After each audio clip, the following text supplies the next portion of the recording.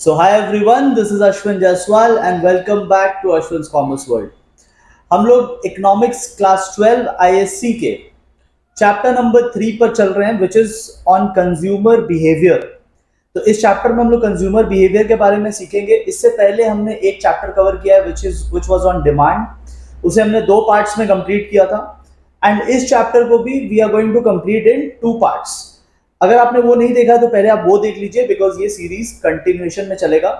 ठीक है, now in this chapter we are going to discuss about consumer behaviour कि एक कंज्यूमर किस तरीके से बिहेव करता है। अगर आप ध्यान से सुनेंगे दोनों पार्ट तो आपको बहुत अच्छे से समझ में आ जाएगा। ध्यान से देखना। पहले बेसिक से शुरू करते हैं कि कंज्यूमर कौन होता है। Consumer is any person. ठीक है, कंज्यूमर इज एनी पर्सन जो क्या करेगा, बाई करेगा। कंज्यूमर एक ऐसा इंसान होता है जो परचेज करता है व्हाट, गुड्स एंड सर्विसेज। वो गुड्स एंड सर्विसेज को परचेज करता है। क्यों करता है? क्योंकि उसे अपने वांट को सेटिस्फाई करना है। तो हर कंज्यूमर को किसी ना किसी चीज की वांट होती है और उसे सेटिस्फाई करने के लिए वो परचेज करता है, तो उसे हम कंज्यूमर कहते हैं। नाउ इस चैप्टर में हम लोग सीखने क्या वाले हैं, इस चैप्टर में we are going to learn कि ये कंज्यूमर को कितने क्वांटिटी खरीदना चाहिए। ठीक है, consumer should by how much ताकि उसे मैक्सिमम सेटिस्फैक्शन हो। सेटिस्फैक्शन को हम लोग इस चैप्टर में यूटिलिटी का नाम देंगे। तो इस चैप्टर में बहुत बार यूटिलिटी टर्म आएगा। यूटिलिटी का मतलब होता है satisfaction. So how many quantity should a consumer by two attain maximum satisfaction. जैसे स्क्रीन में आपको एक बच्चा दिख रहा है। अब ये बच्चा कुछ सोच रहा है। अब बच्चा है तो नेचुरली चॉकलेट का उसको थॉट आएगा। So he wants to consume chocolates, but exactly कितने चॉकलेट्स उसे कंज्यूम करना चाहिए सो दैट उसे मैक्सिमम यूटिलिटी मिले। वो पहला चॉकलेट खाएगा तो उसे कुछ सेटिस्फैक्शन आएगा, यूटिलिटी आएगा। वो अगर और चॉकलेट खाएगा तो उसे कुछ और सेटिस्फैक्शन आएगा। वो अगर और चॉकलेट खाएगा तो और सेटिस्फैक्शन आएगा। ऐसे करते करते उसे कितना चॉकलेट्स एग्जैक्टली खाना चाहिए। ठीक है, तो उस चीज के बारे में हम लोग इस चैप्टर में पढ़ने जा रहे हैं। शुड अ कंज्यूमर, जैसे कि ये बच्चा है, क्या इसे एक चॉकलेट कंज्यूम करना चाहिए या 5 कंज्यूम करना चाहिए या 10 कंज्यूम करना चाहिए, एग्जैक्टली हाउ मेनी यूनिट्स। तो हाउ मेनी यूनिट्स, ये जो हाउ मच है ना, हाउ मच का आंसर हम लोग इस चैप्टर में ढूंढेंगे। तो आई होप आपको ये समझ में आ गया कि ये चैप्टर है किस चीज के बारे में। ये चैप्टर है टू फाइंड आउट एग्जैक्टली कितना क्वांटिटी हमें खरीदना है। ठीक है, अच्छा, ये फाइंड आउट करने का टोटल 2 मेथड्स है। There are 2 methods. अच्छा, बाय द वे जो नोट्स है इस चैप्टर के वो मैंने ऐप में डाल रखा है। जो मेरा ऐप है उसका लिंक नीचे डिस्क्रिप्शन बॉक्स में, पहला लिंक उसी का है। आप जाइए डिस्क्रिप्शन बॉक्स में, आराम से पढ़ो पहला लिंक में क्या लिखा है, और आप जाइए वहां पर ऐप डाउनलोड करके जो फ्री स्टडी मटेरियल सेक्शन है वहां पे आपको इस चैप्टर के नोट्स मिल जाएंगे। स्क्रीन पे जो दिख रहा है आपको वो थोड़ा समराइज्ड वर्जन है समझाने के लिए, नोट्स थोड़े डिटेल में है। ठीक है, तो आपको वही नोट्स पढ़ने हैं। अब देखो, देयर आर टू मेथड्स जिससे हम पता कर सकते हैं क्या कि consumer should by how much consumer को कितना यूनिट्स खरीदना चाहिए। इसको पता करने के कितने रास्ते हैं? 2 रास्ते हैं, cardinal approach and ordinal approach. ये 2 रास्ते हैं और हमारा वीडियो भी 2 पार्ट में डिवाइडेड रहेगा। पहले पार्ट में मैं आपको, जो ये वाला पार्ट है, इसमें मैं आपको कार्डिनल के बारे में पूरा डिटेल में समझाऊंगा, और उसके बाद सेकंड पार्ट आएगा। सेकंड पार्ट में I am going to discuss about ordinal approach. ठीक है, तो इसमें केवल कार्डिनल का बात करेंगे, बट एक बार समझ लेते हैं कार्डिनल ऑर्डिनल है क्या। एग्जाम पर्पस के लिए आप एनी टू लर्न करके चलोगे, ये सब आपको मेरे नोट्स में मिल जाएगा। एनी टू आप लर्न करके चलेंगे, एग्जाम में आया हुआ है, पास्ट एग्जाम के क्वेश्चन है और 2 ही मार्क्स का आता है, तो आप 2 मार्क्स का प्रिपेयर करके जाएंगे। कार्डिनल एंड ऑर्डिनल में what is the main difference? देखो, कार्डिनल अप्रोच जो है, कार्डिनल मेथड जो है, वो ये मान के चलता है, ध्यान से सुनना, cardinal approach, I am talking about this one. Cardinal approach जो है वो ये मान के चलता है, ये अज्यूम करके चलता है कि आप सेटिस्फैक्शन यानी यूटिलिटी को मेजर कर सकते हैं। ठीक है, जस्ट लाइक आप डिस्टेंस मेजर कर लेते हैं, जस्ट लाइक आप हाइट मेजर कर लेते हैं, जस्ट लाइक आप वेट मेजर कर लेते हैं, सिमिलरली आप सेटिस्फैक्शन भी मेजर कर सकते हैं। ऐसा कार्डिनल अप्रोच मान के चलता है। ऑर्डिनल मान के चलता है कि नहीं, ऐसा कुछ नहीं है, आपको प्रेफरेंस या रैंक देना पड़ेगा। जैसे कार्डिनल अप्रोच में यूटिलिटी को आप 2 यूटिल्स, 4 यूटिल्स, 6 यूटिल्स, 8 यूटिल्स ऐसे आप मेजर कर सकते हो। ऑर्डिनल अप्रोच ये बोलती है, ऑर्डिनल अप्रोच सेज कि आप मेजर नहीं कर पाएंगे, आपको ना रैंक्स देना पड़ेगा या प्रेफरेंस बताना पड़ेगा। For example, this one is better, that one is good, this one is best. इस तरीके से आपको प्रेफरेंस बताना पड़ेगा कि मेरा गुड बेटर बेस्ट का क्या प्रेफरेंस है, राइट? समझ। और आप एक एक तो ये पॉइंट कर सकते हो जिसमें मीनिंग है, और एक पॉइंट नंबर 3 कर सकते हो कि एक्चुअली में what principle are we going to use, ठीक है, what theory are we going to use. तो ये मार्जिनल यूटिलिटी बेस्ड एनालिसिस है, हम लोग देखेंगे क्या होता है मार्जिनल यूटिलिटी। और जब ऑर्डिनल अगला वीडियो में करूंगा तो उसमें इनडिफरेंस कर्व की बातें होंगी। तो एक में हम लोग मार्जिनल यूटिलिटी यूज करके पता करते हैं क्या, how much should we buy, और एक में हम लोग इंडिफरेंस कर्व यूज करके पता करते हैं how much should we buy. ये दोनों डिफरेंसेस आपको चैप्टर एंड होने के बाद ज्यादा समझ में आएगा, अभी तो इंट्रोडक्शन है, अभी बहुत कुछ आपको नहीं पता होगा कि क्या है इंडिफरेंस कर्व, क्या है marginal utility, you need to wait, ठीक है। बट नोट्स में ये मैंने पहले दे दिया। Discuss the first method which is cardinal. तो अभी कार्डिनल अप्रोच को डिटेल में डिस्कस करना इस वीडियो का वही टारगेट है कि हम लोग पूरे कार्डिनल अप्रोच को अच्छे से समझेंगे। तो कार्डिनल अप्रोच जो है वो यूटिलिटी के कॉन्सेप्ट पे बेस्ड है। अब ये यूटिलिटी क्या होता है? यूटिलिटी होता है, आप सिंपल वर्ड में बोल सकते हो, सेटिस्फैक्शन। कोई भी प्रोडक्ट जब एक कंज्यूमर कंज्यूम करता है, ठीक है, when ever a consumer consumes any product, तो उसे क्या मिलता है? सेटिस्फैक्शन। उसे मिलता है सेटिस्फैक्शन। किस चीज का सेटिस्फैक्शन? ऑफ वांट, ठीक है। तो कोई भी प्रोडक्ट अगर कोई कंज्यूमर कंज्यूम करता है तो उसे मिलता है सेटिस्फैक्शन, और उसी सेटिस्फैक्शन को, उसी वांट सेटिस्फैक्शन को हम लोग बोल रहे हैं यूटिलिटी। तो प्रोडक्ट में कितना दम है कंज्यूमर के वांट को सेटिस्फाई करने का, वो प्रोडक्ट का यूटिलिटी कहलाता है, ठीक है। जैसे कि एक एग्जांपल लेते हैं, सपोज ये देखोगे जितने भी टीचर्स ऑनलाइन पढ़ाते हैं तो वो पेन टैब यूज करते हैं। पेन टैब इसे कहते हैं, मतलब यहाँ पेन है और नीचे टैब है, ठीक है। तो पेन टैब मुझे एज अ टीचर बहुत सेटिस्फैक्शन देता है, इसमें यूटिलिटी है मेरे वांट को सेटिस्फाई करने का, ठीक है। तो मैं कहूंगा कि this pen and this tab is of utility to me, क्योंकि ये मेरे वांट को सेटिस्फाई कर रहा है। बट यही पेन अगर मैं आपको दे दूं तो ये आपके किसी काम का नहीं आएगा, बिकॉज इसमें कोई इंक नहीं निकलता, इससे आप एग्जाम नहीं दे पाओगे। तो यूटिलिटी पे थोड़ा डिटेल में बात करते हैं। यूटिलिटी मतलब जो सेटिस्फैक्शन आपको मिलता है प्रोडक्ट से। Utility is subjective in nature. Subjective का मतलब पर्सन टू पर्सन वैरी करेगा, right? Person to person vary करेगा, क्योंकि जैसे एक टीचर को पेन टैब बहुत काम आएगा, बट एक स्टूडेंट को वो नहीं काम आएगा, बिकॉज आप लोग को पेपर पे लिखना है, right? Utility is relative. Relative का मतलब होता है जो सिचुएशन के साथ साथ बदल जाए। जैसे विंटर में हमें विंटर क्लोथ्स पहनना होता है, जैकेट्स वगैरह पहनने होते हैं, बट वही चीज अगर हम लोग समर में पहने, वही सेम प्रोडक्ट, तो हमें यूटिलिटी नहीं मिलेगा, क्योंकि सिचुएशन बदल गया, ठीक है। Utility is different from usefulness. ऐसी बहुत सारी चीजें हैं जो यूजफुल है बट हमें सेटिस्फैक्शन नहीं मिलता। जैसे दवाई हो गया, तो दवाई का कैसा गंदा सा टेस्ट होता है, लेकिन वो यूजफुल है, राइट? बट सेटिस्फैक्शन तो नहीं आता ना, मजा नहीं आता। And utility is non physical. Non physical का मतलब होता है कि इसका कोई फिजिकल एग्जिस्टेंस नहीं है, आप बस इसको फील कर सकते हैं। It can not be touched, it can not be, it does not have any physical existence, it is only to be felt, ठीक है। तो ये हो गई यूटिलिटी पे एक इंट्रोडक्शन। अब मैं आपको एक बहुत इंपॉर्टेंट चीज समझाने जा रहा हूं। यहाँ पे 4-5 कॉन्सेप्ट को मैं अभी इस स्लाइड में समझाऊंगा, तो आपको बहुत अटेंटिव रहना है नेक्स्ट 10 मिनट्स तक, बिकॉज 4 to 5 कॉन्सेप्ट आप सीखेंगे, ठीक है। और थोड़ा आपको भी साथ साथ में नोटिंग करना चाहिए। देखो, आपके बुक का ही एग्जांपल लिया है मैंने, जो बुक में एग्जांपल है same example I have taken. तो यहाँ पे प्रोडक्ट है, आपके बुक में मैंगो का एग्जांपल दिया है, ठीक है, that there is a person who is consuming mangoes. एक पर्सन है जो आम खा रहा है, ठीक है। तो उसे कितना कितना सेटिस्फैक्शन मिलेगा उसके बारे में ये कॉन्सेप्ट है, ध्यान से सुनना। तो यूटिलिटी का मतलब समझ गए, सेटिस्फैक्शन, इन शॉर्ट सेटिस्फैक्शन।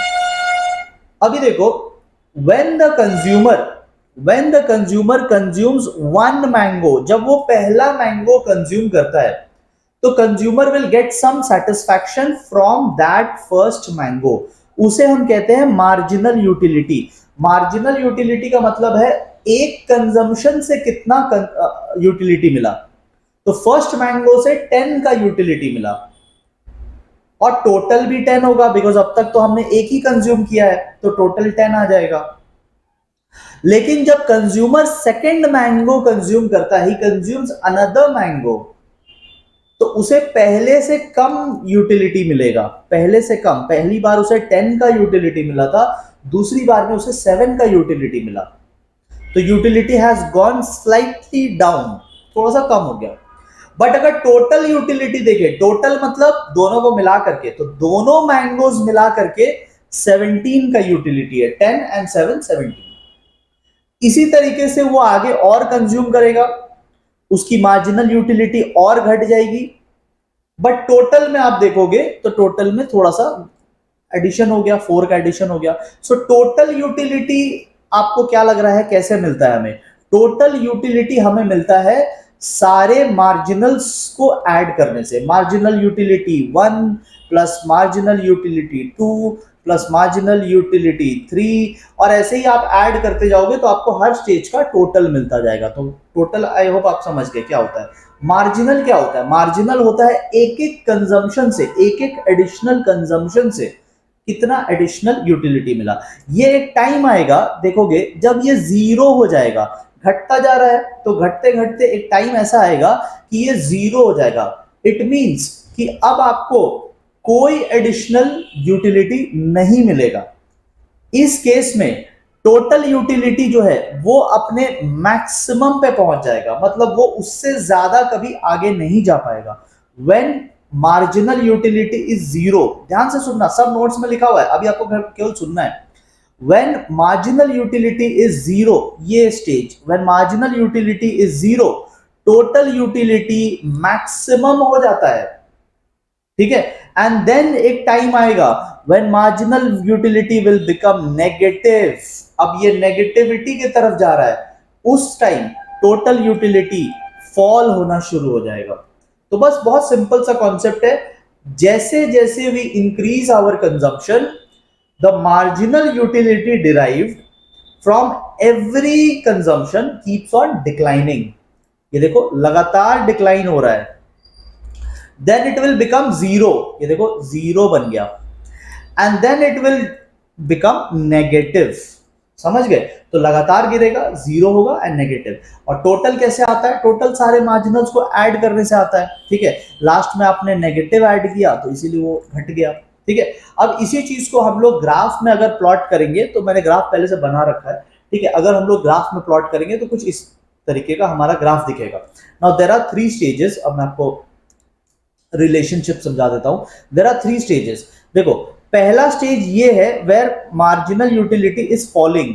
तो आप देखोगे मार्जिनल यूटिलिटी फॉल तो हो रहा है, मार्जिनल यूटिलिटी वैसे तो ऑल थ्रू आउट फॉल होगा, बट इतने स्टेज में मार्जिनल यूटिलिटी एटलीस्ट पॉजिटिव तो है, पॉजिटिव तो है, ठीक है। देन एक स्टेज आएगा where marginal utility is falling and it becomes zero, and then comes a stage where marginal utility will fall, और आप जितना कंज्यूम करते जाएंगे और वो गिरेगा, बट यहां पे वो नेगेटिव हो जाता है। तो देयर आर 3 स्टेजेस अगर आप देखेंगे तो। एक स्टेज है, देखो गिर तो रहा है ऑल थ्रू आउट, बट एक स्टेज है जब वो पॉजिटिव रहता है, फिर एक स्टेज है जब वो जीरो पे आता है, और एक स्टेज है जब वो नेगेटिव चला जाता है।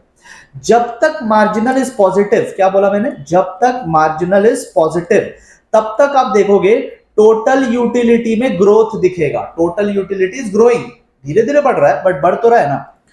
जब मार्जिनल यूटिलिटी बिकम जीरो, तो टोटल यूटिलिटी मैंने पहले ही बताया आपको मैक्सिमम हो जाता है, ठीक है।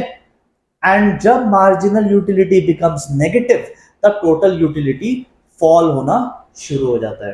तो देयर आर 3 स्टेजेस। यही चीज ग्राफ में भी आपको दिखेगा, ठीक है। अगर आप ग्राफ को ध्यान से देखो तो मार्जिनल यूटिलिटी गिर रहा है, बट जब तक पॉजिटिव है तब तक आप टोटल यूटिलिटी को बढ़ता हुआ देखोगे। Then there will come a stage जब मार्जिनल यूटिलिटी जीरो पे आ जाता है। जब ये जीरो पे आ जाता है तो टोटल यूटिलिटी अपने मैक्सिमम पे आ गया, अब टोटल यूटिलिटी इससे ऊपर जाएगा भी नहीं। And then comes a stage where marginal becomes negative, और जैसे ये नेगेटिव होता है तो टोटल फॉल होता है। तो आप 3 स्टेजेस देख सकते हैं, आप इसी को रिलेशनशिप बोलते हैं। There are 3 basic relationship, okay. And notes में मैंने कुछ और चीज भी लिख के दिया जो आपको एग्जाम के लिए इंपॉर्टेंट है। इस पॉइंट को क्या बोलेंगे, इस पॉइंट को जो मैक्सिमम पॉइंट है, मैक्सिमम पॉइंट, चाहे यहां से बोल लो या यहां से बोल लो, ये दोनों ग्राफ आप एक साथ भी बना सकते थे, मैंने अलग अलग किया है ताकि बेटर समझ में आए, बट दोनों एक साथ भी हो सकता है। इस पॉइंट को क्या बोलते हैं, वेयर मार्जिनल इज जीरो या वेयर टोटल इज मैक्सिमम, इस पॉइंट को क्या बोलते हैं, इस पॉइंट को बोलते हैं either you can call it point of satisfaction. I have written this in the note, you don't have to refer anywhere else, तो ये लिखा हुआ है, पॉइंट ऑफ सेटिस्फैक्शन बोलते हैं, या फिर इसको पॉइंट ऑफ सेशिटी भी बोल सकते हैं, नोट्स में लिखा हुआ है, ठीक है। This is called point of satisfaction और you can call it point of satiety. मतलब हो गया मैक्सिमम सेटिस्फैक्शन, हो गया, इससे ज्यादा और सेटिस्फैक्शन नहीं मिलेगा, जो जब आप मैक्सिमम लिमिट पे पहुंच जाते हैं, that is called point of satiety, ठीक है। ऑलराइट, तो हमने क्या क्या डिस्कस किया एक बार हम बता देते हैं, because everything is written, everything is written, मैं पढ़ पढ़ के नहीं सुनाऊंगा, everything is written, but let us revise once कि हमने क्या क्या बात किया। हमने सबसे पहला बात किया कि जब जब आप कंजम्पशन बढ़ाएंगे तो आपका मार्जिनल यूटिलिटी फॉल होगा, ठीक है। अच्छा, मार्जिनल यूटिलिटी का मतलब क्या होगा, मार्जिनल यूटिलिटी का मतलब हुआ एक एक कंजम्पशन से कितना यूटिलिटी मिला।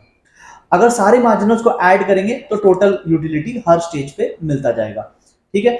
अच्छा, देन हमने स्टेजेस का बात किया, मार्जिनल यूटिलिटी जब तक पॉजिटिव है टोटल यूटिलिटी ग्रो करेगा, मार्जिनल यूटिलिटी जब जीरो होगा टोटल यूटिलिटी मैक्सिमम होगा, marginal utility as soon as वो नेगेटिव हो जाएगा टोटल यूटिलिटी फॉल होगा, बस इतना सा है।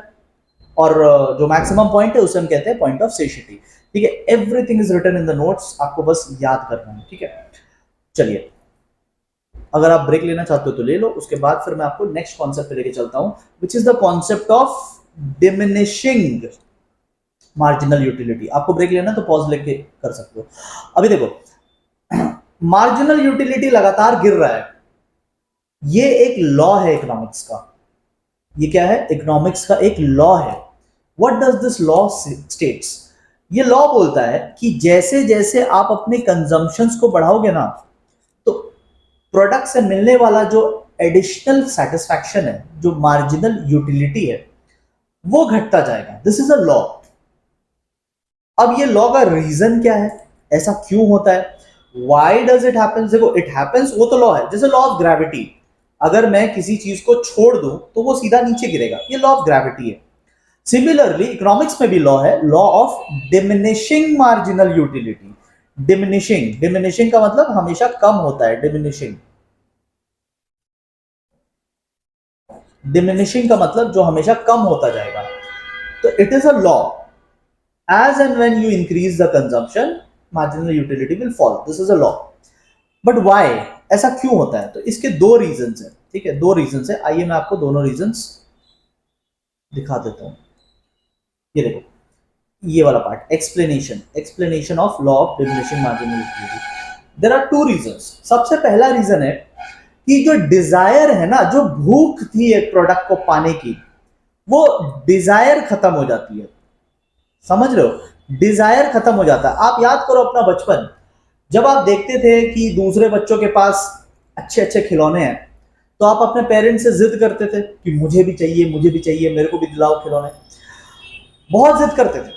लेकिन जैसे ही वो आपको मिल जाता था तो उसका डिजायर ही खत्म, मिलने तक की देरी होती थी, जैसे आपको मिल जाए तो फिर हो गया, फिर मजा ही खत्म हो गया फिर। तो इसीलिए जब आप पहला कंजम्पशन करते हैं ना, तो पहला कंजम्पशन में तो बहुत मजा आता है, but once you have consume the first unit, अब क्या, डिजायर ही कम हो गया।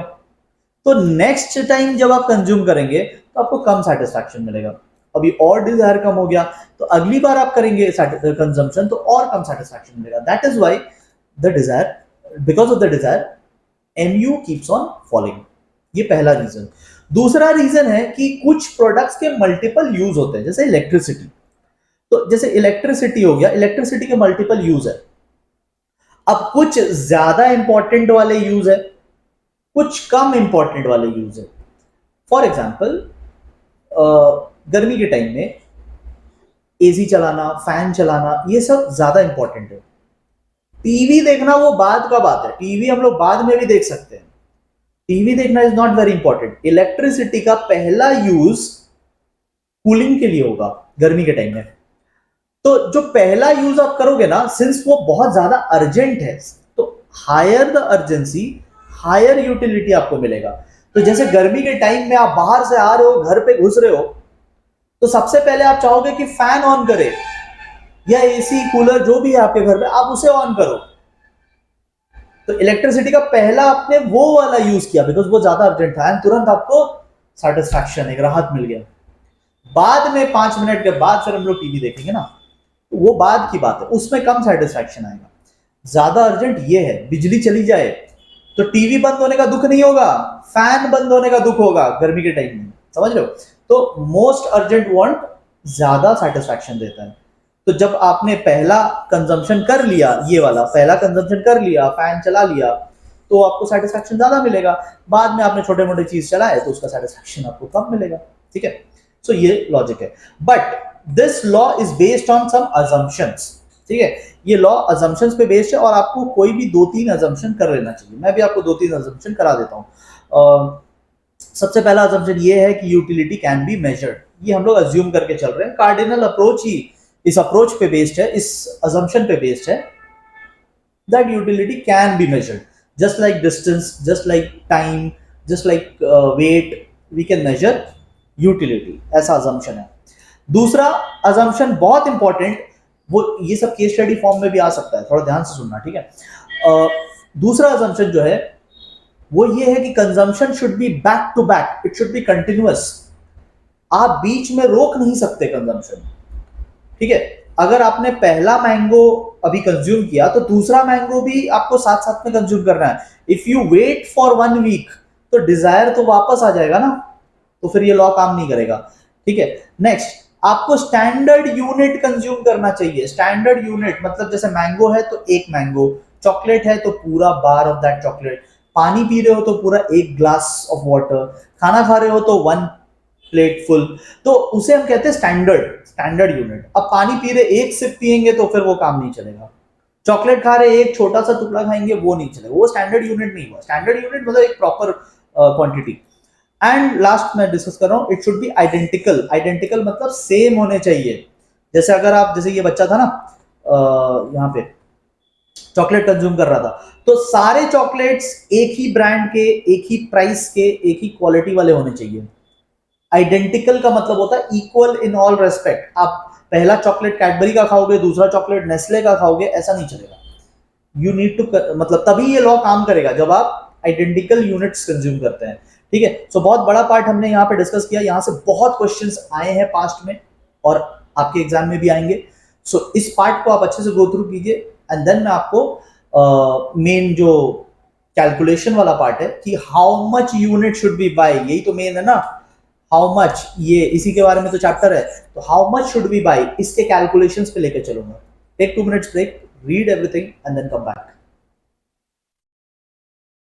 नाउ अगर आप अभी तक सब कुछ समझ गए हैं तो मुझे इस क्वेश्चन का जवाब कमेंट बॉक्स में बताइएगा कि सपोज आपको ऐसा क्वेश्चन मिले तो आपको बताना होगा कि 4th यूनिट पे यानी 4th कंजम्पशन पे how much mu did the consumer get, marginal utility, and 5th unit पे how much total utility did the consumer get। तो 4th का mu and 5th का total, ये आप मुझे कमेंट बॉक्स में बताना, फॉर्मूला लगा के आप मेरे को बताओ या लॉजिक लगाकर ही बता दो कि दोनों का क्या आंसर होगा, ठीक है। तो इससे समझ में आ जाएगा कि आपको कितना समझ में आ रहा है। नाउ अगर आपको वीडियो अच्छा लग रहा है तो do like this video also and comment में इसका आंसर मेरे को जरूर बताइएगा। I will read every comment, I will see कि आप सही बता पा रहे हो या नहीं, ठीक है। Now moving to the most important part of this video, वो ये है कि कंज्यूमर इक्विलिब्रियम पे कैसे आता है। देखो कंज्यूमर का मतलब तो हमने इस वीडियो के सबसे स्टार्टिंग में देखा, consumer is any person who is buying goods, ठीक है, जो गुड्स बाई करता है उसे कंज्यूमर कहते हैं। अब यहां पे एक नया टर्म आ रहा है, equilibrium. So what is equilibrium in economics? Equilibrium हम लोग कहते हैं ऐसे कंडीशन को from where we will not like to move, मतलब वो हमारे लिए बेस्ट पॉसिबल कंडीशन है। सपोज एक कंज्यूमर यूनिट्स कंज्यूम कर रहा है किसी भी प्रोडक्ट का, वो मैंगो या चॉकलेट जो मानना मान लो, वो पहला यूनिट कंज्यूम करता है, दूसरा यूनिट कंज्यूम करता है, तीसरा यूनिट कंज्यूम करता है, फोर्थ यूनिट पे लेट्स से उसे मैक्सिमम सेटिस्फैक्शन मिल गया। मान लेते हैं कि फोर्थ यूनिट के बाद वो पॉइंट ऑफ सेशिटी पे आ गया, पॉइंट ऑफ सेटिस्फैक्शन पे आ गया, इससे ज्यादा सेटिस्फैक्शन और उसे नहीं मिलेगा, तो फोर्थ यूनिट पे आ गया। तो फोर्थ यूनिट पे हम लोग ऐसा बोलेंगे कि the consumer is at equilibrium, मतलब 4 से पहले अगर वो 3 पे जाएगा तो भी उसे मैक्सिमम सेटिस्फैक्शन नहीं है, और 4 के बाद अगर वो 5th यूनिट पे भी जाएगा तो भी उसे मैक्सिमम सेटिस्फैक्शन नहीं मिलेगा। So the consumer is only going to get maximum satisfaction at unit 4. So हम लोग कहेंगे यूनिट 4 पे कंज्यूमर इक्विलिब्रियम पे है। इक्विलिब्रियम पे है मतलब बेस्ट पॉसिबल सिनेरियो उसके लिए आ चुका है, वो वहां पे स्टेट ऑफ रेस्ट में आ जाएगा, वो उससे ना तो आगे जाना चाहेगा, उससे ना तो पहले रहना चाहेगा। ठीक है, अब हाउ डू वी अंडरस्टैंड कि कितना यूनिट पे कंज्यूमर को मैक्सिमम सेटिस्फैक्शन मिलेगा? ये 4 तो मैंने अज्यूम करके बोल दिया, बट कैलकुलेशन कैसे करते हैं रियलिटी में? How do we calculate? तो देखो, दो केसेस है जो आपके काउंसिल ने बोला आपको पढ़ने को। पहला केस है if the consumer is buying single commodity, मतलब आपके पास जो भी पैसा है उससे आप सिर्फ एक ही प्रोडक्ट खरीदोगे। अगर चॉकलेट्स खरीद रहे हो तो सिर्फ चॉकलेट खरीदोगे, मैंगोज खरीद रहे हो तो सिर्फ मैंगोज खरीदोगे, एक ही प्रोडक्ट। मल्टीपल यूनिट्स खरीद सकते हैं बट प्रोडक्ट वही होना चाहिए, प्रोडक्ट एक से ज्यादा नहीं होगा। यूनिट्स कितने भी हो सकते हैं, ठीक है। चॉकलेट है, आप 50 चॉकलेट खरीदो लेकिन चॉकलेट के अलावा कुछ नहीं खरीदोगे, तो वो होता है सिंगल कमोडिटी परचेज कर रहे हैं। और दूसरा केस है 2 कमोडिटीज, ठीक है, ये दूसरा केस है। तो अभी हम लोग सिंगल कमोडिटी वाला केस देखते हैं। बहुत सिंपल है। सिंगल कमोडिटी के केस में इक्विलिब्रियम का कंडीशन है, ध्यान देना यहाँ पे, वैसे सब कुछ लिखा हुआ है बट जब लिख लिख कर देखते हैं ना उस टाइम ज्यादा समझ में आता है, ऐसे तो सब कुछ बुक में भी लिखा हुआ है। यहाँ ध्यान दो, इक्विलिब्रियम का क्या कंडीशन है, कब कंज्यूमर बेस्ट पॉसिबल सिचुएशन पे आएगा, कब कंज्यूमर मैक्सिमम सेटिस्फैक्शन पे आएगा? तो तब आएगा when MU of the product, let's say the product is X, product का नाम है X, तो when MU of X will be equal to price of X, when MU of X is equal to price of X। But मैं आपको एक चीज बता दूं, मार्जिनल यूटिलिटी किस में मेजर होता है? हम लोग उसे मेजर करते हैं यूटिल्स में, इसका यूनिट जो है यूटिल्स है। और प्राइस किस में मेजर होता है? हम लोग रुपीज में मेजर करते हैं, इंडिया में तो रुपीज चलता है तो हम लोग रुपीज में मेजर करते हैं या मनी के टर्म्स में मेजर करते हैं। तो एक मेजर हो रहा है यूटिल्स में, एक मेजर हो रहा है मनी के टर्म्स में, तो ये कुछ मैच नहीं किया है ना, दोनों अलग अलग बातें हैं। आप हाइट को और स्पीड को थोड़ी ना बराबर बोल सकते हो, दोनों अलग अलग चीजें हैं। तो बराबर करने के लिए हमें क्या करना पड़ता है? हमें मार्जिनल यूटिलिटी जो है ना प्रोडक्ट का, उसको डिवाइड करना पड़ता है मार्जिनल यूटिलिटी ऑफ मनी से, क्योंकि वो भी मनी है ना, इधर मनी है, तो इधर हम लोग डिवाइड करके यूनिट को खत्म करने की कोशिश करेंगे, तब दोनों बराबर बनाने की कोशिश, इसमें भी मनी वाला इंपैक्ट लाने की कोशिश करेंगे। ठीक है, आपको एग्जाम पॉइंट ऑफ व्यू से बस ये कंडीशन याद रखना है, normally it should be MU equal to price, but unit का चक्कर है तो MU ऑफ मनी से डिवाइड कर देते हैं। ठीक है, अभी मैं सम करके भी आपको दिखाऊंगा। अब देखो एक बहुत इंपॉर्टेंट बात, ठीक है, if nothing is said in the question, बहुत इंपॉर्टेंट बात, इसीलिए मैं थोड़ा धीरे धीरे बोल रहा हूं कि ध्यान से सुनो। If nothing is said in the question, तो आप MU ऑफ मनी को 1 मान के चलोगे। If nothing is said in the question, तो आप MU ऑफ मनी को 1 मान के चलोगे। तो anything divided by 1 is that only, तो MU ऑफ X ही आ जाएगा equal to price of X आ जाएगा। ठीक है, क्योंकि 1 से डिवाइड करना, लिखो ना लिखो एक ही बात है, तो इसीलिए हम लोग 1 मान के चलते हैं। अगर क्वेश्चन में कोई वैल्यू दे दिया है तब तो आपको वही वैल्यू लिखना पड़ेगा। जैसे अगर क्वेश्चन में बोलता है marginal utility of money is 2, तो फिर आप 2 लोगे, आप डिवाइड करोगे 2 से। अगर बोलता है marginal utility of money is 5, तो फिर आप 5 से डिवाइड करेंगे। कुछ नहीं बोलता है तो फिर आप 1 से डिवाइड करेंगे, 1 लिखने की जरूरत नहीं होती, तो ऐसे ही छोड़ देंगे। समझ गए? तो ये बहुत इंपॉर्टेंट बात है, क्योंकि देखो अभी आपके काउंसिल ने बहुत क्लियर कर दिया है कि they are going to ask analysis based questions. अब वो पास्ट एग्जाम वाला क्वेश्चंस बहुत ज्यादा काम नहीं आएगा। न्यू एजुकेशन पॉलिसी में बोला हुआ है, एंड इवन काउंसिल ने अभी जो रिसेंट एग्जाम हुआ आप देख सकते हैं, सारे ही क्वेश्चन मेरे को तो मतलब हार्डली कोई क्वेश्चन दिखा जो डायरेक्ट नेचर का था, सभी के सभी क्वेश्चंस एनालिसिस टेस्ट कर रहे थे। विच इज वाई जो स्टूडेंट्स ने सिर्फ कंटेंट को पढ़ा उन लोगों ने स्ट्रगल किया एग्जाम में। जो लोग कंटेंट को पढ़ के एनालिसिस कर रहे थे, एनालिसिस क्या होता है पता है? Deep understanding. एक तो हो गया कि देखो एनालिसिस और नॉर्मल पढ़ाई में क्या डिफरेंस होता है, जैसे कि सपोज आपने ये फॉर्मूला देखा, ठीक है, यू सॉ दिस फॉर्मूला और आपने इसको पढ़ लिया, तो ये हो गया बस स्टडी कर लिया। बट इसका यूज कैसे आएगा, इसको घुमा के काउंसिल कैसे पूछेगा, इसमें क्या क्या ट्रिक्स वो लोग खेल सकते हैं, ये होता है एनालिसिस का बात। इतना जो लिखा है ना ये तो कोई भी पढ़ सकता है, क्लास 8 का बच्चा भी पढ़ लेगा, बट इसको एनालिसिस करने के लिए ज्यादा दिमाग चाहिए, ठीक है। सो इसीलिए मैं आपको बोल रहा हूं कि अगर इसका वैल्यू एग्जाम में नॉट गिवन है तो आप 1 लेके चलना, और अगर गिवन है तो फिर जो है वो लेकर चलना, ठीक है। मैंने इस टाइप के काफी सारे क्वेश्चंस अपने ऐप के कोर्स में कराया है। आप एनालिसिस बेस्ड क्वेश्चंस को यहां से प्रैक्टिस कर सकते हैं, क्योंकि देखो सीधी बात है डायरेक्ट क्वेश्चन अब आने नहीं वाले। वो इस बार का ही आप पेपर उठा के देख सकते हैं, लेटेस्ट पेपर उठा के देख सकते हैं, उससे पहले वाला पेपर भी देख सकते हैं। Council is no more asking direct questions, they are going to ask you analysis indirect based question. तो अगर आप वीडियो से सिलेबस कंप्लीट कर रहे हैं, नोट से या बुक से पढ़ के सिलेबस कंप्लीट कर रहे हैं, तो बस सिलेबस कंप्लीट हो रहा है, दैट इज फेक सेटिस्फैक्शन। वो आप अपने आप को तसल्ली देने के लिए, ठीक है, but you need to prepare these portions now. ये पोर्शंस आपको प्रिपेयर करना है, ठीक है। सिलेबस तो मैं आपको समझा दूंगा, यूट्यूब पे ही समझा दूंगा, बट मेन जो है समझने से नहीं, उसको डिटेल एनालिसिस करने से होगा, समझ गए हो? तो ये सब जो चीज है ना ये आपको प्रैक्टिस करना पड़ेगा मेरे ऐप वाले कोर्स से। You can go to the app, link in the description, वहां से आप इसको प्रैक्टिस कर सकते हैं। इसमें एक फ्री क्रैश कोर्स भी है, बट ये क्रैश कोर्स आपको अभी नहीं करना चाहिए, ये आपको फ्रीली मिलेगा उसी कोर्स में। जब आप परचेज करेंगे उसी कोर्स में आपको फ्री बोनस में ये मिलेगा, but you should not do it right now, you should do it after October November. आप इसको अक्टूबर नवंबर के बाद करना तो आपको फायदा होगा, शुरू शुरू में करोगे तो आपको कोई फायदा नहीं होगा उतना, ठीक है। इस क्रैश कोर्स में मैंने लास्ट 20 इयर्स से भी ज्यादा जितने भी आईएससी क्वेश्चंस आए हैं सबको इसमें वर्कबुक फॉर्मेट में कराया है। मतलब ये क्रैश कोर्स कर लेने के बाद you should not do it right now, मैं बार बार बोल रहा हूं, आपको मिल जाएगा अभी, but you should not do it right now, you should do it in October November, जब आपका सिलेबस आप अच्छे से कवर कर लोगे ना उसके बाद करना चाहिए आपको। 12 आवर्स का है, पूरा कोर्स 12 आवर्स का है, 12 घंटा आपको देना है। 2 दिन में करोगे 6 घंटा देके 2 दिन में करोगे तो आपका हो जाएगा। इसमें लास्ट 20 इयर्स में आए हुए सारे क्वेश्चंस इस क्रैश कोर्स में आप सॉल्व कर लोगे। मतलब इस क्रैश कोर्स का जो कंटेंट है उससे लास्ट 20 इयर्स के सारे क्वेश्चंस कवर हो जाते हैं।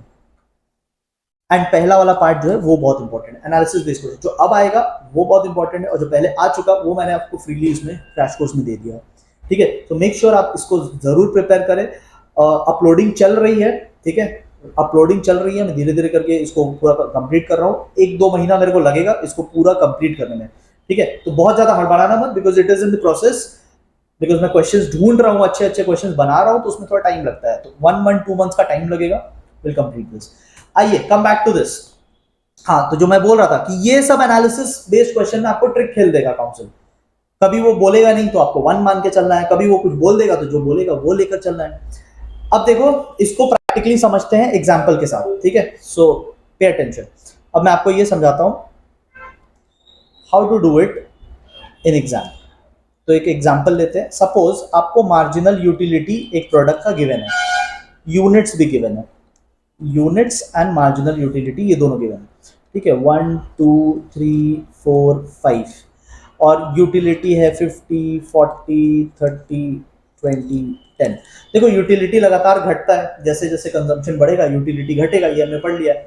और इस प्रोडक्ट का जो प्राइस है वो है 30 रुपीज, प्रोडक्ट का जो प्राइस है वो है 30 रुपीज। अब आपको बताना है कि जो प्रोडक्ट का दाम 30 रुपीज है, चलो 40 रुपीज कर देते हैं, या शुड वी डू इट 20, चलो 20 कर देते हैं। जिस प्रोडक्ट का दाम 20 रुपीज है तो कंज्यूमर को कितने यूनिट्स खरीदने चाहिए, कंज्यूमर को कितने यूनिट्स खरीदने चाहिए। Case 1, MU of money is equal to 1, जो कि ऐसे भी हम लोग अज्यूम कर लेते हैं, और case 2 mu of money is equal to 2, mu of money is equal to 2।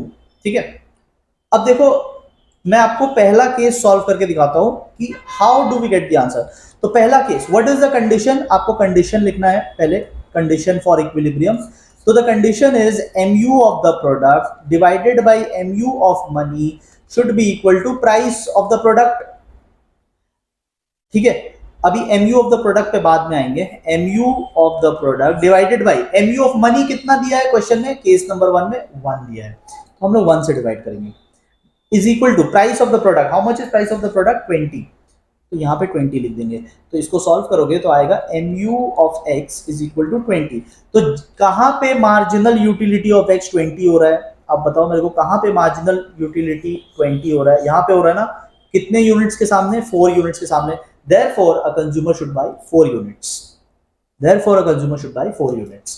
ठीक है, एक और मैं करके दिखा देता हूं आपको, पार्ट 2, केस नंबर 2। तो केस नंबर 2 कंडीशन वही रहेगा, कंडीशन वही रहेगा, mu of product divided by mu of money is equal to price of the product. ठीक है, mu of x divided by 2 is equal to price of the product. Price तो 20 था ना, 20 लिख देते हैं, 20। So mu of the product is equal to 2 उधर चला जाएगा तो मल्टीप्लाई 40 हो गया। तो mu 40 कहां पे है, mu 40 कहां पर है, mu 40 यहां पर है, कितने यूनिट्स के सामने, 2 यूनिट्स के सामने। So we should buy 2 units. तो केस नंबर 1 में वी शुड बाई 4 यूनिट्स, इस वाले केस में 4 यूनिट खरीदेंगे, और केस नंबर 2 में वी शुड बाई 2 यूनिट्स। तो देख लो mu ऑफ द मनी को लेके कितना ट्रिक खेल सकते हैं वो लोग। ठीक है, एग्जाम में इस तरीके के क्वेश्चंस हो सकते हैं, इस तरीके के क्वेश्चंस मैंने अपने ऐप में कराया है, तो वहां पे जाके आपको प्रैक्टिस करना चाहिए। ठीक है, चलिए, तो ये केस हो गया। अब मैं आपको ग्राफ भी बना के दिखा देता हूँ। ठीक है, चलो इसको मिटा देते हैं, ग्राफ के थ्रू भी इसको समझा देता हूँ, क्योंकि एग्जाम में ग्राफ भी आया है समझाने को। ध्यान से देखो। सो वही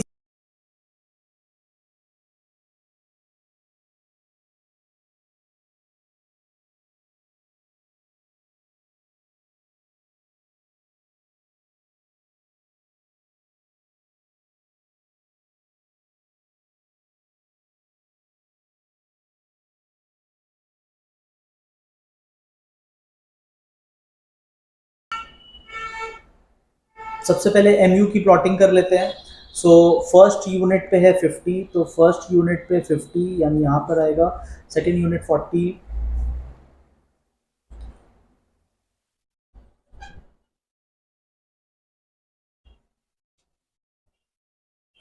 दिस इज मार्जिनल यूटिलिटी।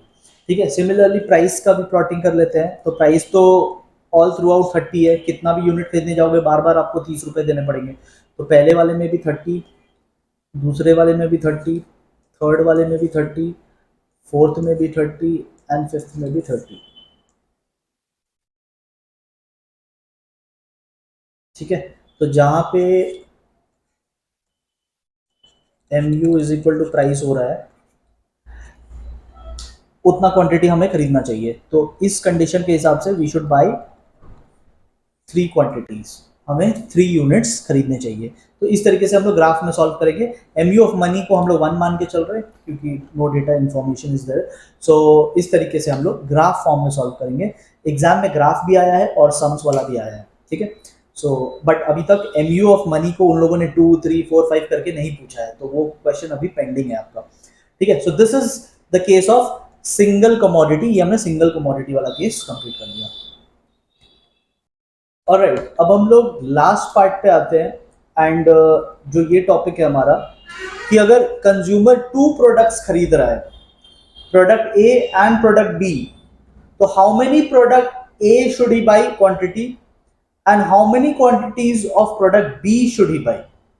तो इस पे आते हैं। पहला केस हमने देख लिया था कि अगर आप एक ही चीज खरीद रहे हैं तो क्या करेंगे। अब हम लोग देख रहे हैं कि 2 चीज खरीदते हैं, तो how many quantities of each should be buy, जिससे हमें मैक्सिमम सेटिस्फैक्शन मिले। तो आइए इसको एक सम से समझेंगे, और एग्जाम में भी आने से सम्स ही आएंगे आपको इस पार्ट से। अगर आपको डेफिनेशन आया law of equi marginal utility का, law of equi marginal utility तब अप्लाई होता है when we buy two products. तो एक डेफिनेशन आने का आ सकता, तो आप ये डेफिनेशन लिख दोगे, लिमिटेशंस में आपको लास्ट में करा दूंगा, ठीक है। आइए इसको समझते हैं सम के थ्रू। तो देखो बेसिकली हमें तीन कंडीशंस है जिसका ध्यान रखना है, ठीक है। और तीन कंडीशन में से एक कंडीशन ये है कि the law of diminishing marginal utility must be applicable, ठीक है। एक कंडीशन ये है, और इसका हमें कुछ नहीं करना है, ये क्वेश्चन ही इसका केयर कर लेगा, ठीक है। आप इस क्वेश्चन में देखिए, इस क्वेश्चन में जो मार्जिनल यूटिलिटी गिवन है प्रोडक्ट ए का, वो कंटिन्यूसली डिमिनिश हो रहा है, प्रोडक्ट बी का वो भी कंटिन्यूसली डिमिनिश हो रहा है, तो सेकंड कंडीशन तो ऑटोमेटिकली सेटिस्फाइड रहता है। हमें मेनली किस कंडीशन पे ध्यान देना है, हमें मेनली कंडीशन नंबर 3 पे पहले ध्यान देना है। तो मैं पहले कंडीशन नंबर 3 बता रहा हूं, बाद में कंडीशन नंबर 1 बताऊंगा। So marginal utility of A यानी first product divided by price of the first product, हमें ये करना है, MU of A divided by price of A. तो एक टेबल बनाते हैं जहां पे हम लोग MU ऑफ ए लिखेंगे divided by price of A लिखेंगे। तो यहाँ यूनिट्स लिख लेते हैं, how many units are given in the question, total 6 units है। सो 1 2 3 4 5 6।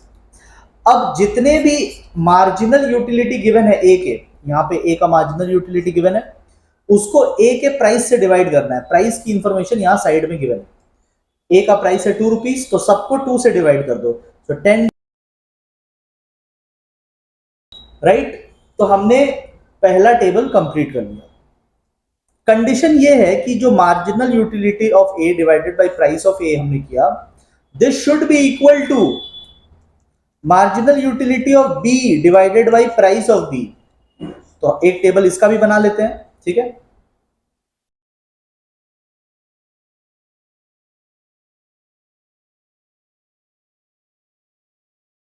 तो दोनों हमने बना लिया।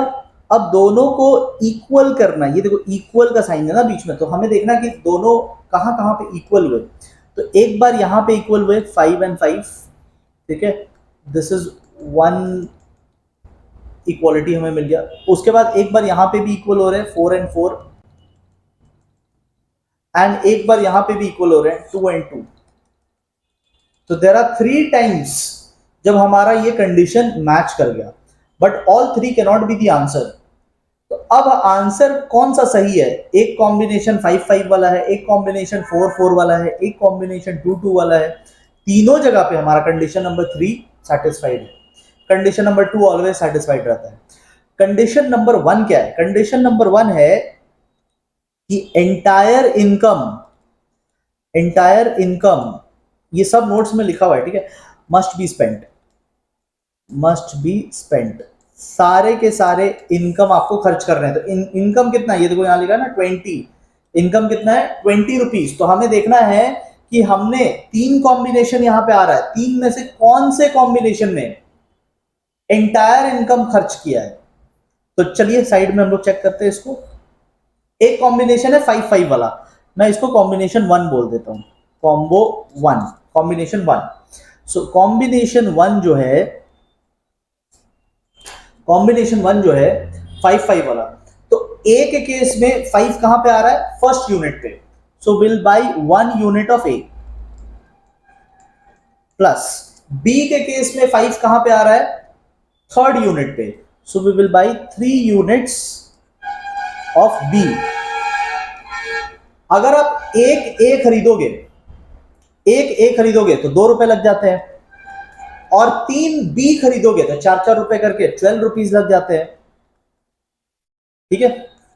सो ओवरऑल 14 रुपीज आपका स्पेंड हुआ। तो टोटल इनकम क्या आपने स्पेंड किया, एंटायर इनकम स्पेंड किया, नो। इसका मतलब combination 1 is not the correct answer, तो ये 5-5 वाला आउट हो गया। 4-4 वाले पे आते हैं, लेट्स कम टू 4-4 वाला कॉम्बिनेशन, कॉम्बिनेशन 2 बोल देते हैं इसको, कॉम्बो नंबर 2, 4-4 वाला। तो ए के केस में 4 कहां आ रहा है, सेकेंड यूनिट पे, तो विल बाई 2 यूनिट्स ऑफ ए।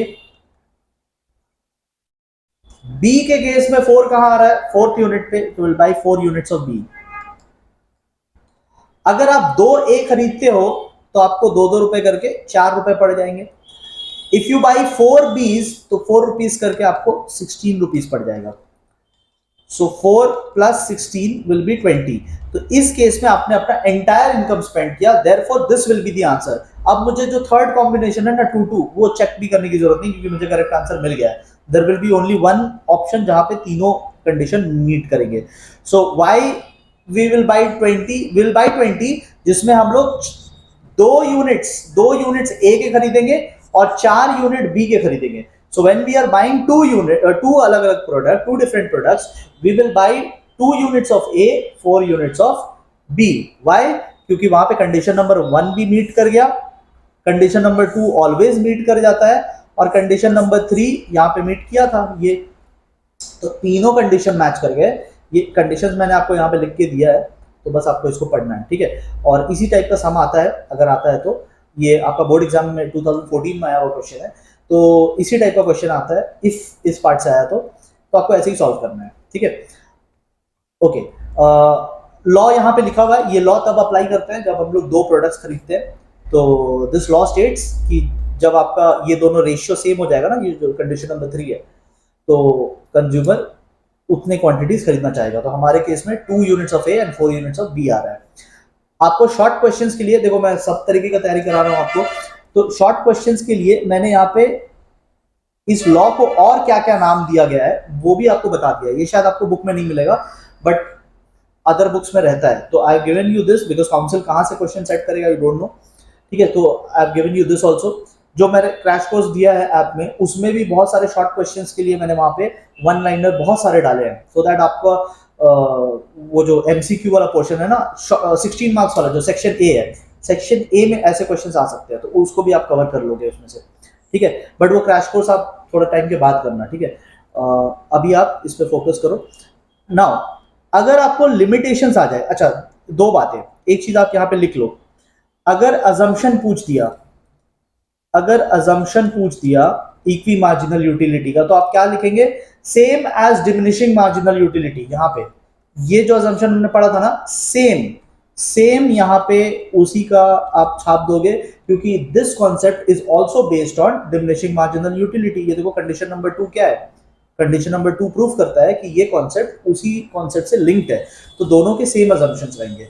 हाँ, लिमिटेशंस में आप 2 याद कर लेना कि इक्वी मार्जिनल यूटिलिटी का क्या लिमिटेशंस है। लिमिटेशन नंबर 1 ये है कि यूटिलिटी एक्चुअल में मेजर नहीं हो सकता, ठीक है। ये जो ऐसे टेबल में गिवन है, ए का मार्जिनल यूटिलिटी गिवन है, बी का मार्जिनल यूटिलिटी गिवन है, ऐसे कौन मार्जिनल यूटिलिटी मेजर करता है? जब हम लोग प्रोडक्ट कंज्यूम करते हैं, डू वी से कि हमको 10 का सेटिस्फैक्शन आया, 20 का satisfaction, do we say like that? No, measuring is not possible like this. इसीलिए तो हम लोग पार्ट 2 में कार्डिनल अप्रोच पढ़ेंगे। कार्डिनल अप्रोच ज्यादा प्रैक्टिकल है, ये थोड़ा थियोरेटिकल है, ठीक है। सो पहला डिफिकल्टी तो ये आएगा, measuring the utility can not be measured like that. वो तो हमने अजम्पशन लगा के चैप्टर में इसको कर लिया, बट रियलिटी में थोड़ी ना हो सकता है। दूसरा बहुत अच्छा लिमिटेशन ये है कि कंज्यूमर नॉर्मली जब बाई करता है 2 प्रोडक्ट्स को, तो वो अपने हैबिट एंड प्रेफरेंस के हिसाब से बाई करता है। इतना कैलकुलेशन करके आज तक आपने कभी मार्केट में कुछ खरीदा है? तो रियलिटी में कहां ऐसा होता है। सो बस यही है उसका लिमिटेशन, ठीक है। तो कोई भी 2 लिमिटेशन कर लेना। तो with this we have completed part number 1। आप मेरे को उसका आंसर बताइएगा जो मैंने आपसे क्वेश्चन पूछा था कुछ टाइम पहले, 4th यूनिट का MU एंड 5th यूनिट का TU। Do tell me in the comment box कि उसका आंसर आपने क्या निकाला, ठीक है। And will meet very soon with the next video. अगर आपको वीडियो अच्छा लगा है तो प्लीज उसको लाइक कीजिएगा एंड कमेंट बॉक्स में भी बताइएगा कि आपको इको कैसा लग रहा है, ठीक है। Thank you so much everyone.